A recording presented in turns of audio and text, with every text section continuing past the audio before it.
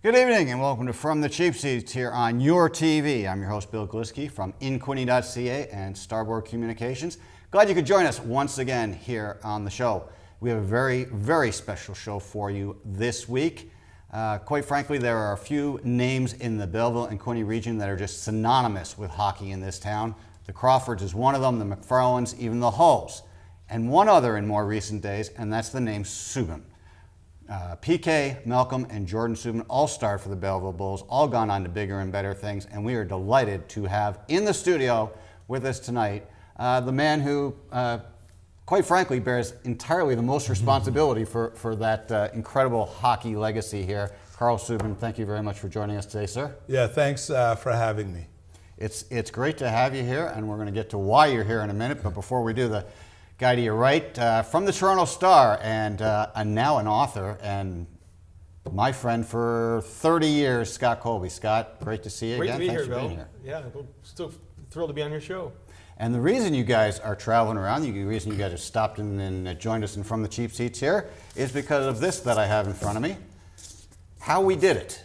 And Karl, this is the story of the Subban plan for success in hockey, school, and life. Yes. Congratulations. It is, it's inspirational is really what it is. From what I was saying, I haven't quite gotten through the whole thing yet. I'm not that fast a reader, but it is a great read, and it's not due to lack of interest that I haven't gotten through it. It's just a lack of time.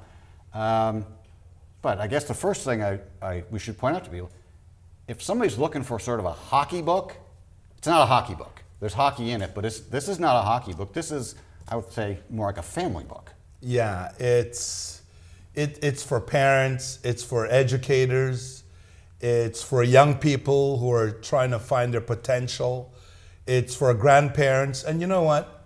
It's for everyone, because everyone was born with potential. And I don't want you to give away the book, but without giving away too much details, what is the key thing how did you do it? You know, the most important thing is what I tell young educators. I say the same thing to young parents.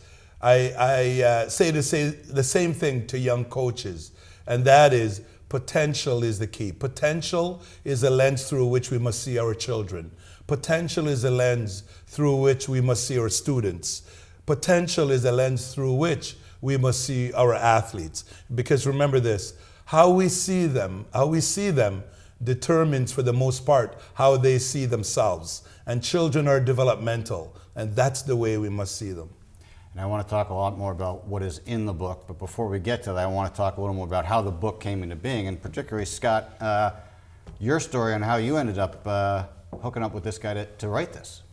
Well, back in 1980, I was a high school student in Thunder Bay, and I played a lot of basketball, and Karl was a varsity player at Lakehead University. And I went to summer camps at Lakehead, and Karl was one of my basketball coaches. So it started 37 years ago. So it only took 37 years for you to come up with the idea to do this? Yeah. I mean, Scott, we've it's known like each other wine. a long time. It's like wine, Scott. Yeah. Well, I've known you since 1985, so I've got a few more years before you we and I do come up with something. our book. That's right. You have 5 children. Yes. You have 2 daughters who are successful in their own right. Yes, yes. But what I loved about this book is, everybody's trying to get, I think everybody's trying to get to the point where you start talking about PK and Malcolm and Jordan. But then so much of your life is documented in here, which is also fascinating because, you came to this country from Jamaica and you became a hockey guy, which is, I'm reading about you playing goalie up in Sudbury going, you gotta be kidding me. How much of that story really was fun for you to tell and talk about again? Yeah, because I came to Sudbury. I landed in Sudbury, Ontario at 12 years old, and I also experienced the power of sports, obviously hockey. And I came, and the kids on the street spoke French. I'm trying to speak English. I'm speaking my Jamaican patois, but they invited me to play hockey, and that was our common language. I understood that, and hockey gave me some new friends. It gave me something to love, something to do, and it also gave me something to dream about, because I wanted to be a hockey player, Ken Dryden, because I played the same position in soccer, and obviously that dream was short-lived. There's no one's going to make the NHL. I couldn't even skate to be like Ken.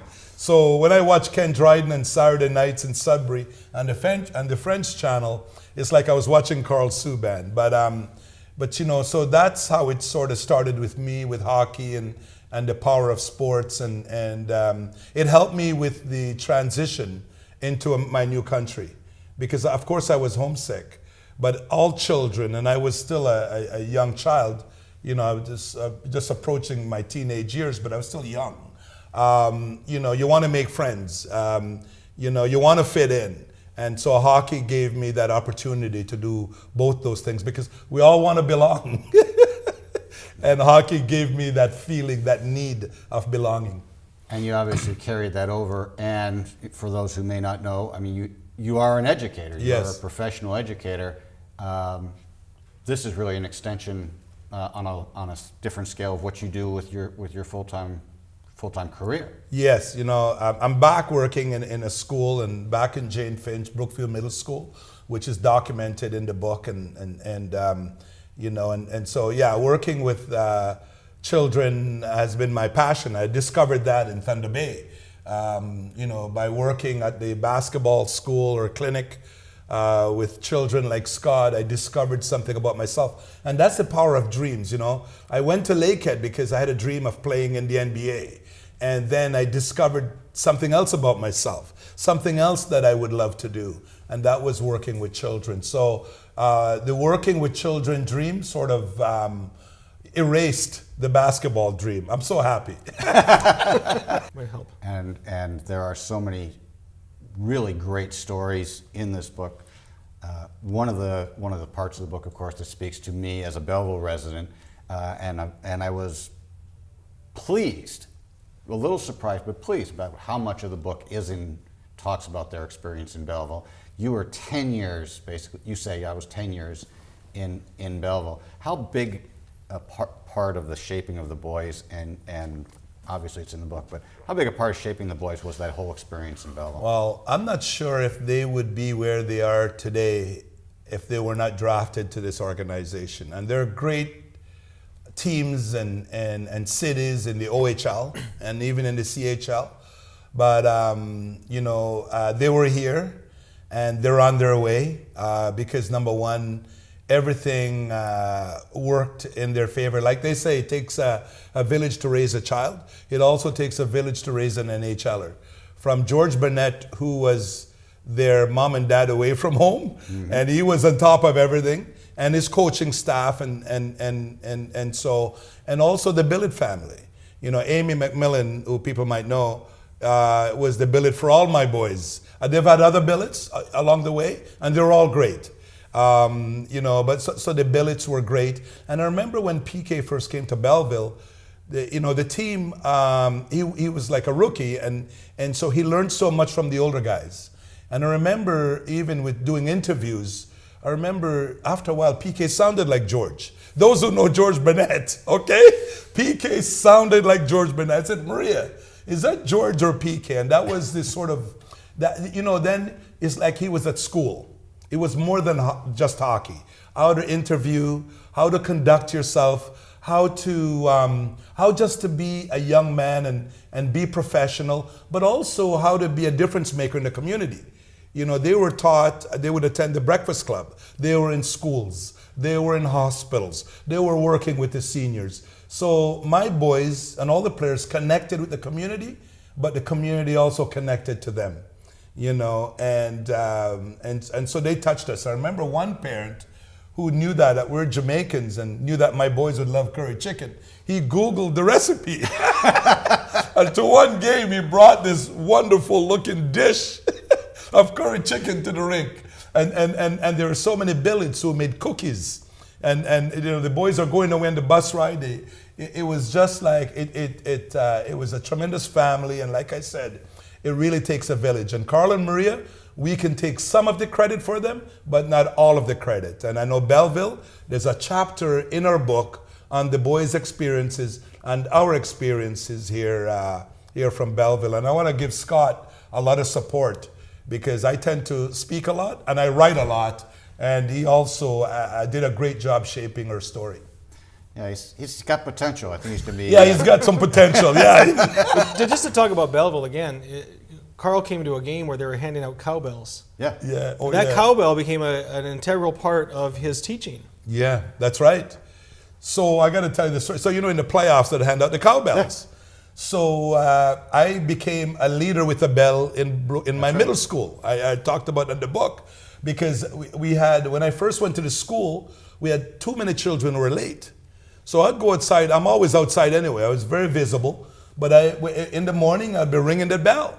Once the entry bell went. Belleville And Bulls cowbell. it's a cowbell. We still have some in the school. I'm back 4 years later. The bells are still there. So Belleville, you are still ringing in Brookview Middle School in Thunder Bay. So I'd ring the bell Toronto. and in Toronto, and I said, if you're late, you better move like you're late. Do not move like you're on time. So when they heard the bell, they had to run. So Belleville is not only has touched us here, but we've taken their influence into Toronto. Which is normally the other way around. So I think Belleville people will be pleased to know that there's a little bit of Belleville living in Toronto instead of the other way around. Wide. Stop by Subban. It is over. Malcolm Subban does it again, and the Belleville Bulls win it in a shootout.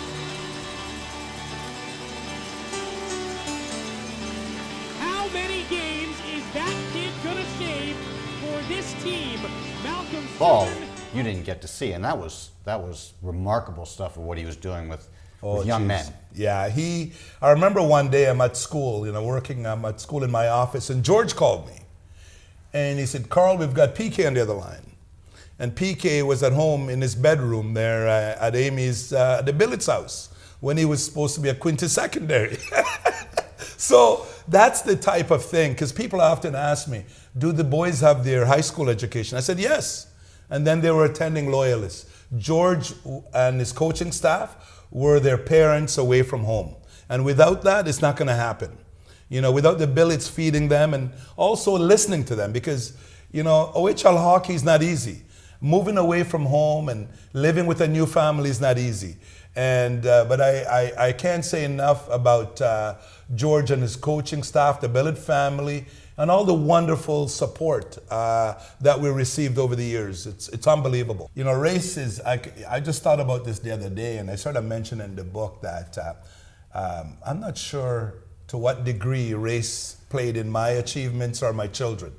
But the one thing I know, and I've sort of documented this in the book, we've documented in the book, is that we did not want race to be the excuse or the reason why we didn't achieve.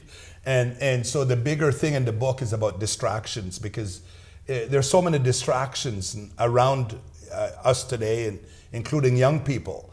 And I look at them as being like that do not enter sign when you're driving, and we want children to see them and to be aware of them and not to be engaged by them, because the minute they start engaging you, then you're taking your eyes off where you want to go in life. And so race was one of the things that we didn't want it to stop us. But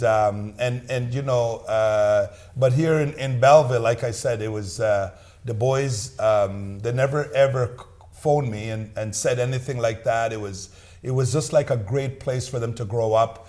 I remember the last game in Belleville, and the way people felt. I was here. Jordan, I think he scored the last goal. He scored the last goal in Belleville Bulls history. In Belleville Bulls history. And I remember that night, and I remember how sad it was. I remember how everyone was so sad, and even for me, because Belleville meant so much to us, and Belleville has given us so much, and now it's like something was taken away from us too. And so that's, I come back today with a heavy heart, you know what I mean? But anyway, the book, the good thing about the book, it has some really positive stories. It does. And some really healthy things in there about our relationship and our times here in Belleville. How We Did It is available at bookstores, online, any place you can get books.